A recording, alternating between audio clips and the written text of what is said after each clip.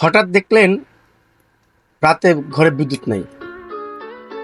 আপনি বিদ্যুৎ না থাকার কারণে অতিরিক্ত গরম, জানালা খুলেন, দেখলেন বাড়ির পাশের সবার বাসায় বিদ্যুৎ আছে কিন্তু আপনার বাসায় বিদ্যুৎ নেই।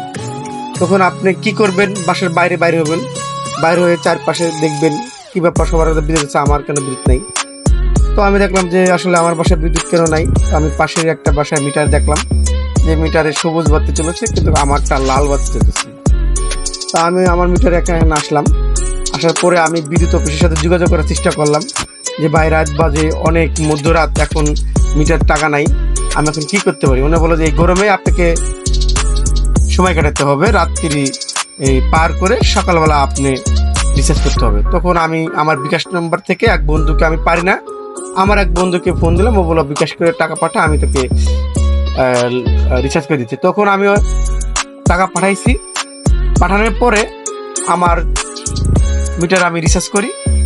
রিচার্জ করার পরে আমার মিটারের টাকা আসে। আসার পরে আমার বাসায় বিদ্যুৎ লাইন সংযোগ হয়, মানে লাইন যায়।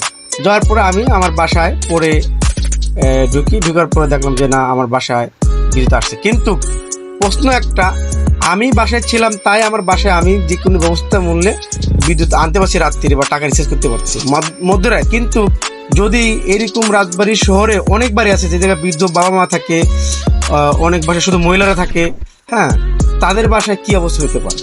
আমি বিদ্যুৎ কর্মকর্তাদেরকে বলবো এবং বিদ্যুৎ প্রতিমন্ত্রী বলবো, আমাদেরকে বিকল্প কোনো ব্যবস্থা তৈরি করে দেন, না হলে অবিলম্বে এই ডিজিটাল মিটারের প্রতারণা থেকে আমাকে রক্ষা করবে।